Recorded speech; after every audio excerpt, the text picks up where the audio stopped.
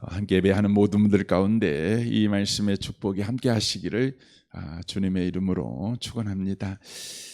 지금 이 본문 말씀은 그 4장에서부터 지금 계속 하고 있는 내용의 말씀입니다. 4장 1절이 이렇게 되어 있습니다. 그러므로 주 안에서 갇힌 내가 너희를 고난하노니 라고 말합니다. 그러니까 우리의 신분이 주 안에서 갇힌 자라는 것을 이야기를 해주고 있습니다. 주 안에 갇혀 있다는 것이 어떤 의미인지 여기 20절에 3장 20절에 이렇게 이야기를 합니다. 우리 가운데 역사하시는 능력대로 우리를 구하거나 생각하는 모든 일에 모든 것에 더 넘치도록 능히 하실 이에게 교회 안에서와 그리스도 예수 안에서 영광이 대대로 영원 무궁하기를 원하노라. 아멘. 그러므로 주 안에서 갇힌 내가 너희를 고난하노니 라고 말합니다. 지금 바울은 감옥에 있는 사람입니다. 그러나 그 현실을 바울은 주 안에 갇혀 있는 것이라고 표현합니다. 이것은 다만 바울에게만 국한되어 있는 것이 아니라 모든 그리스도인들에게 바로 같은 바로 고백이지요. 바울이 감옥에 있지만 그것이 주 안에 갇혀 있는 현실이다라고 말한 것처럼 저와 여러분에게 감옥과 같은 한계가 있는 현실을 우리가 살지요. 그러나 성경은 예수 믿는 사람들을 뭐라고 말하냐면 주 안에 있는 사람이다. 주 안에 갇혀 있는 사람이다. 참 갇혔다는 표현이 놀랍잖아요. 갇혔다. 그러면 한계가 있다는 거잖아요. 못 떠난다는 거죠. 그 바운더리가 있다는 것이죠. 그러니까 저와 여러분의 현실이 바로 주님이라는 바운더리를 떠날 수 없는 바로 신분과 지위를 가진 자라고 하는 것이죠. 근데 그 주님이 어떤 분이십니까? 우리 가운데 역사하시는 분이시는데 어떻게 역사하냐? 능력대로 역사하시는 분이십니다. 그 능력대로 역사한다고 할 때 그 능력이 뭐냐? 이것이 에베소서 1장에서 20절에 이야기를 하죠. 1장 20절에 그의 능력이 그리스도 안에서 역사하사 죽은 자들 가운데서 다시 살리시고 하늘에서 자기 오른편에 앉히사 모든 통치와 권세와 능력과 주권과 이 세상뿐 아니라 오는 세상에 일컫는 모든 이름 위에 뛰어나게 하시고 또 만물을 그의 발 아래 복종하게 하시고 그를 만물 위의 교회의 머리로 삼으셨느니라 라고 말씀하지요. 그러니까 우리 안에 역사하는 능력, 그 능력이 어떤 능력이냐면 그리스도 안에서 역사했던 능력이라고 하는 것이죠. 예수가 죽으셨죠. 그런데 그 죽은 자 가운데서 다시 살리신 능력, 그 능력이 지금 주 안에 갇혀 있는 우리 안에 일하고 있는 바로 주님의 능력이라고 하는 것이죠. 그뿐만 아니라 하늘에서 자기의 오른편에 앉혀 모든 통치와 권세와 능력과 주권과 오는 세상뿐 아니라 이 세상뿐 아니라 오는 세상에 일컫는 모든 이름 위에 뛰어나게 하시고 바로 통치자, 왕으로 삼으신 능력이라고 이야기를 하는 것이죠.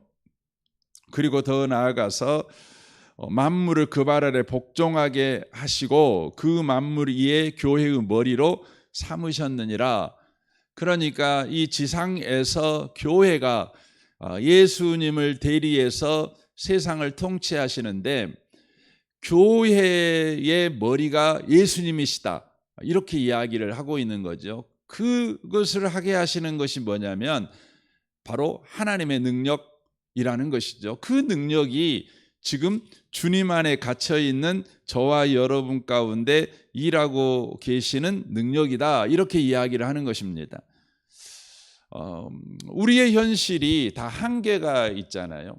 인간은 피조물인 까닭에 한계가 있는 현실이 주어집니다. 시간의 제약과 공간의 제약과 능력의 제한과 남자라는 제한과 여자라는 제한, 또 아버지라는 제한, 어머니라는 제한, 남편이라는 한계, 또 아내라는 한계, 이게 다 뭐냐면 갇혀 있는 것입니다. 이 한계가 저와 여러분에게 주어져 있는 것이죠. 그런데 예수 믿는 사람에게 그 한계가 뭐냐? 그러면 주 안에 있는 현실이라는 거예요. 저는 이 아침에 오신 복 있는 분들이 이 놀라운 성경의 가르침을 오늘도 기억하고 꼭 사셨으면 좋겠습니다. 여러분에게 주어진 현실의 한계가 주 안에 갇힌 현실이다. 그런 것이죠. 그래서 뭐라고 말합니까? 4장 1절에 그러므로 주 안에 갇힌 내가 너희를 권하노니 너희가 부르심을 받은 일에 합당하게 행해라, 이렇게 되어 있습니다. 너희가 부르심을 받은 일에 합당하게 행해라, 이렇게 되어 있어요. 여기서 부르심이라는 게 이제 소명 아니겠습니까? 우리는 어디로 부르심을 받았죠? 주 안에 갇힌 현실에 부르심을 받았다는 거예요. 그러니까 우리의 신앙의 눈으로 보면 주 안에 갇힌 현실이지만 우리의 오감이 느끼는 현실은 한계가 있는 현실이죠. 아버지라는 현실, 어머니라는 현실, 그 남자라는 현실, 여자라는 현실, 오늘 말씀에 빗대면 그렇게 되는 거죠. 근데 그것이 어떤 곳이냐? 그러면 부르심을 받은 곳이라는 겁니다. 그러니까 오늘 여러분과 제가 여러 한계 속에서 살아갑니다.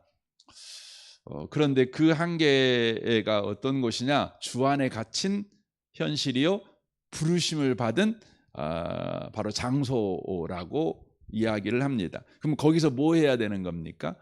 부르심을 받은 일에 합당하게 행해라. 그러니까 소명받은 자처럼 소명받은 자로 거기에서 살아라, 그러는 거죠. 그러니까 부르심을 받았다는 말은 어떤 의미입니까? 부른 분이 계신다는 거 아닙니까? 부른 분이 계셔요. 그러니까 부른 분이 계신다는 말이 굉장히 그 놀라운 말인데, 제가 여러분을 이렇게 불러요. 부른다는 건 제가 서 있는 곳으로 여러분을 부르는 거 아니겠습니까? 그러니까 제가 먼저 이곳에 서 있어야 부르는 게 가능한 것이죠. 그러니까 부르심에 합당한 일이라고 하는 것은 주님이 그곳에 계셔요. 그 계신 분이 우리를 초대하시는 거죠. 초대하시는 것이죠. 그리고는 그 부르심에 합당한 일을 행해라, 이렇게 돼 있는 것이죠. 근데 그 부르심에 합당한 일이 뭡니까? 그 앞에 이야기를 하잖아요. 33장 20절에 우리 가운데 역사하시는 능력대로, 그렇죠. 우리 가운데 역사하시는 능력대로, 그러니까 능력대로 일을 하고 계시는 주님이 우리를 불러요. 불러가지고 부르심에 합당한 일을 하라고 요구를 하는 거죠. 그 말은 어떤 의미입니까? 그 말은 주님이 하고 계신 일에 우리를 참여시키고 있다는 것을 이야기를 하고 있는 것입니다. 그러니까 부르심에 합당한 일은 여러분과 제가 오늘을 살아갈 때 내가 오늘 뭐 하고 살까? 이렇게 생각을 해서 살아가라는 의미가 아니라, 그러니까 여러분과 제가 할 일을 생각해서 오늘 뭔가를 하라는 말이 아니라, 이것은 어떤 의미냐면 주님이 하고 계신 일을 생각해서 오늘 하루를 살아가라, 이런 의미가 되는 것입니다. 그러니까 여러분과 제가 오늘 뭐 하고 살까 하고 생각을 하잖아요. 그래서 상황에 맞추어, 형편에 맞추어, 뭐 처지에 맞추어, 또 여러분의 직책에 맞추어 여러분이 일을 하겠죠. 그러나 성경의 요구는 일을 하되 그렇게 일을 하지 말고 부르심에 합당한 일, 그러니까 부르신 네가 지금 하고 계신 일을 네가 해라, 이렇게 지금 요구하고 계신다고 하는 것이죠. 그 요구 안에 있는 것이 뭐냐면 오늘 본문 이제 에베소 5장에 있는 아내들이여 자기 남편에게 복종하기를 주께 하듯 하라부터 시작되는 이 말씀이지요. 여러분, 아내라고 하는 것은 그 여자지요. 그리고 한 그 남자의 그 여자지요. 그러니까 한 남편의 아내지요. 여러분, 이건 한계 아니겠습니까? 여러분, 여자라는 게 한계죠, 한계. 그리고 아내라는 것이 또 한계죠, 한계죠.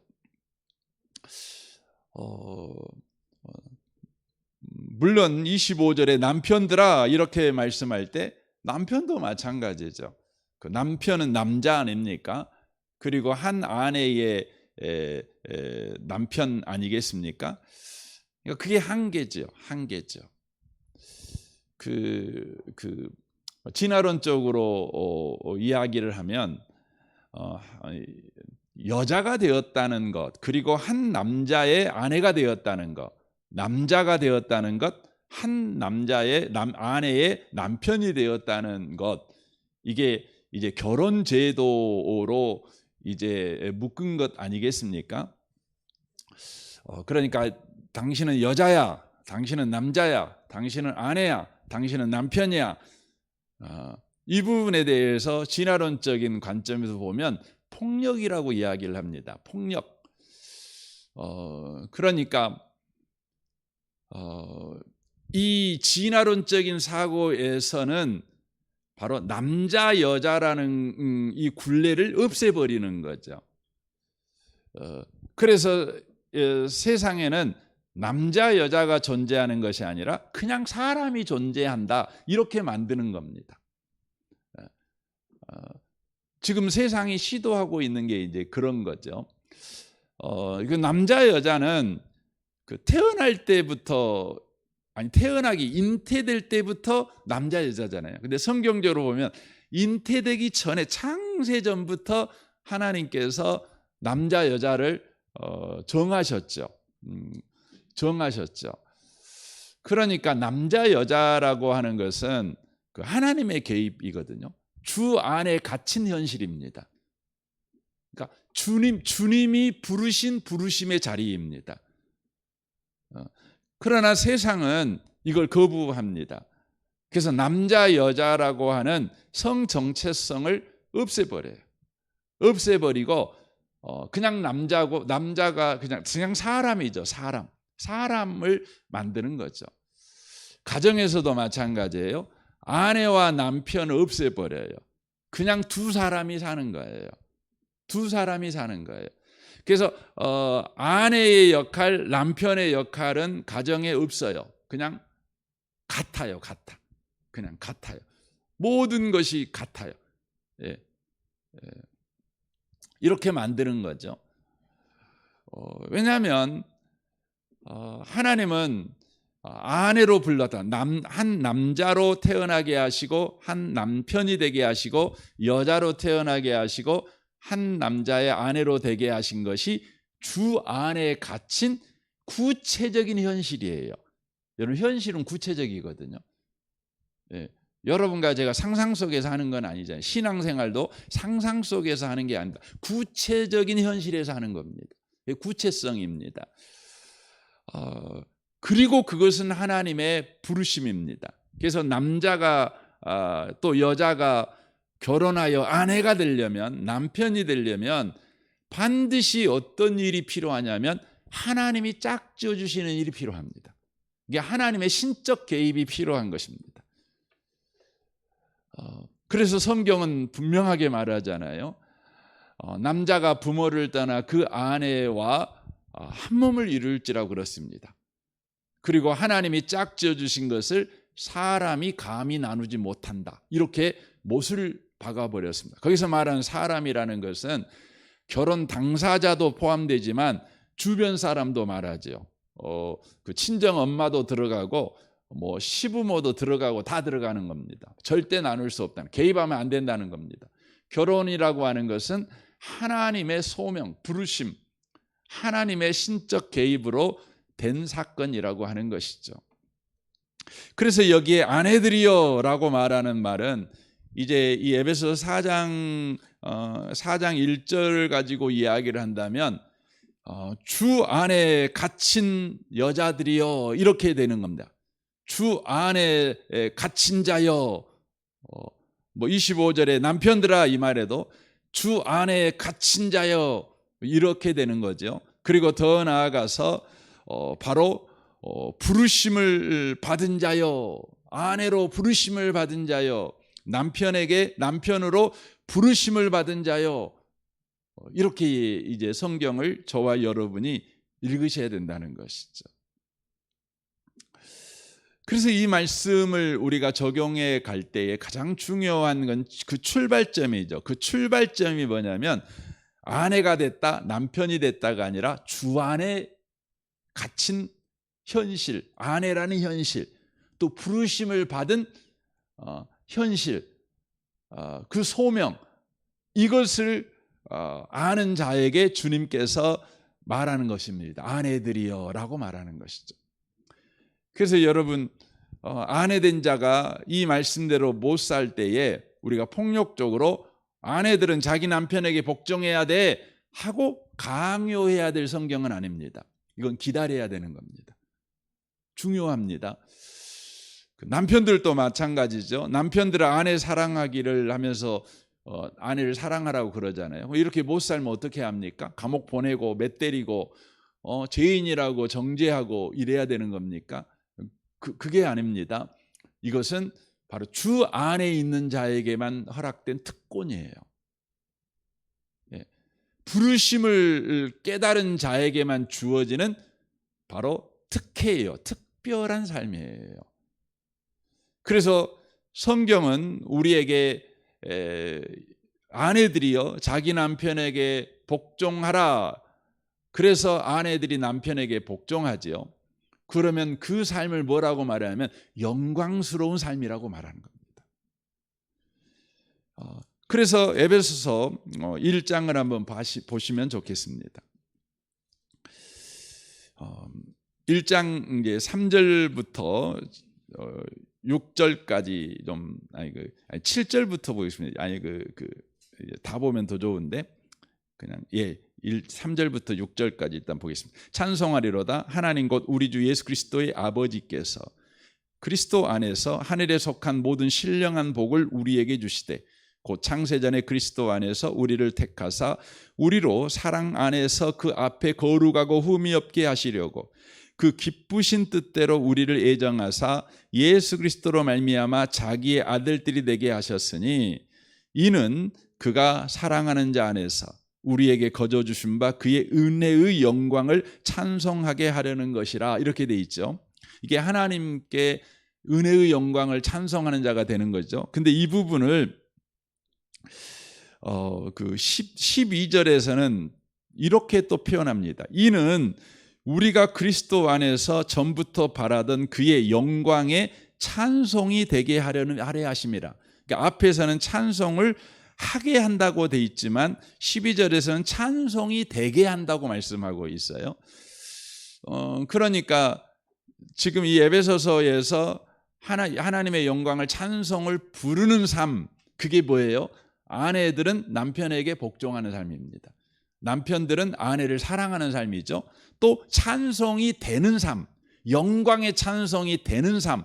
그러니까 영광스러운 삶이 되는 삶이 뭐냐? 품이 있는 삶이 되는 게 뭐냐? 그러면 아내들이 남편에게 복종하는 것이에요. 또 남편들은 아내에게 사랑하는 거죠.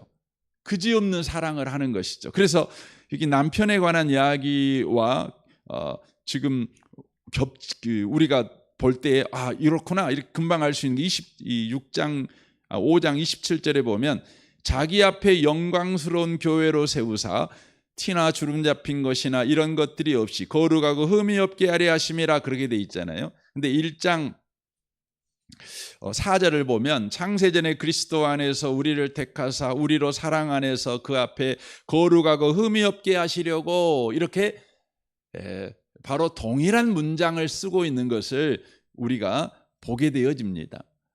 그러니까 이 말씀은 주 안에 있는 자예요. 근데 주 안에 있다 이렇게만 쓰지 않고 주 안에 갇혀 있어요. 현실이라는 거죠. 구체적인 현실이며 한계가 있는 현실이라는 것을 이야기를 하는 거예요. 여러분 오늘 또 여러분 아내로서 또 남편으로서 하루를 사는데 여러분 그것만큼 예수 밖에 있으면 참 그 거추장스럽고 괴로운 한계잖아요. 힘든 한계잖아요. 그래서 여러분 많은 사람들이 아내라는 옷을 벗어버리려고 남편이라는 그 옷을 벗어버리려고 얼마나 애를 씁니까? 아니 또 안 벗어보려고 또 얼마나 애를 씁니까? 그러니까 아내라는 자리가 남편이라는 자리가 정말 그 괴로운 자리입니다. 힘든 자리입니다. 그 어떤 애국인 한 거의 90이 되신 것 같아요. 90 정도가 되신 그 할머니에게 인터뷰를 했어요. 근데 그분이 그 10대 후반에 결혼해 가지고 거의 80년을 하신 것 같아요. 그래서 물어봤어요. 어떻게 이렇게 다복하게 80년까지 사셨습니까? 혹시 사시는 가운데 그 이혼을 생각해 본 적은 없으신가요? 이렇게 물어봤어요. 그랬더니 그분이 자기는 이혼을 한 번도 생각해 본 적이 없대요. 80년 동안 사시면서. 그래서 와 대단하다 세월호 생각. 그랬더니 그분이 이혼을 한 번도 생각해 본 적은 없지만 죽여볼 생각은 수없이 했대요. 예, 죽여버릴 생각은. 예, 참 무섭잖아요. 예, 결혼 생활이 그렇습니다. 그러니까 갇혀 있다는 거죠. 갇혀 있어요. 이게 현실이잖아요. 그러니까 생각할 때 저 남편한테 갇혀 있다고 생각하면 얼마나 숨막힙니까? 남편이 뭐 성인 군자도 아니고, 뭐 남편도 최선을 다하겠지만 부족함 때문에 얼마나 숨막힙니까? 또 남편들 입장에서도 저 아내랑 계속 갇혀서 살아가야 한다니, 묶여서 살아가야 한다고 생각하면 얼마나 숨막힙니까? 얼마나 숨막힙니까? 근데 성경은 말합니다. 야, 네 아내한테 갇혀 있는 것이 아니고 주 안에 갇혀 있어. 이렇게 말을 하는 거죠. 그러니까 이 신비를 아는 사람만 뭐 할 수 있냐면요, 남편에게 복종할 수 있어요. 그게 뭐냐면 영광의 찬송이 되는 거라는 걸 아니까, 영광스러운 삶이라는 걸 아니까. 남편들도 마찬가지죠. 아내만 사랑하는 것이죠. 이게 영광스러운 삶이라는 걸 아는 거예요. 여러분과 저에게 은혜가 임했어요. 어떤 은혜입니까? 주 안에 갇힌 인생을 사는 은혜가 임했습니다. 오늘도 여러분에게 주어진 현실, 그 현실을 여러분 살아갈 때 내가 주 안에 갇혀 있는 현실이구나. 또 주님이 부르신 현실이구나. 소명이구나. 이렇게 여러분 깨닫는 은혜가 꼭 있었으면 좋겠습니다. 그래서 오늘 또 영광스러운 그 하루를 살아내는 그런 복이 임하시기를 주님의 이름으로 축원합니다. 아멘. 우리 같이 기도하겠습니다. 오늘 말씀을 우리 생각하면서 이 아침에 기도했으면 좋겠습니다. 주님, 계속해서 우리가 현실을 이해하는 신앙의 눈이 열어지게 하여 주옵소서. 갇혀 있고 한계가 있고 그 현실이 주 안에 갇힌 현실, 주님이 부르신 자리인 것을 알게 해 주옵소서. 남편의 자리와 아내의 자리도 주 안에 갇힌 현실인 것을 또 알게 하여 주옵시고, 오늘 또 영광스러운 삶을 살아내는 우리가 되게 하옵소서. 여러분 자신과 또 부부관계와 또 부모관계, 자녀관계, 또 성도들과의 관계, 또 직장 동료들과의 관계를 위해서 여러분 기도하시면 좋겠습니다. 아동부 우리 윤상효 전사님과 교사 순장들 또 아이들을 위해서 우리 승찬마을 장로님과 순장 순원들을 위해 기도해 주십시오. 이 나라 이 민족 북한 열방을 위해 기도하십시오. 오늘 수요일입니다. 수요 예배를 위해서 또한 기도하시면 좋겠습니다. 우리 좋으신 주님께 이 아침에 통성으로 구하겠습니다. 기도하겠습니다.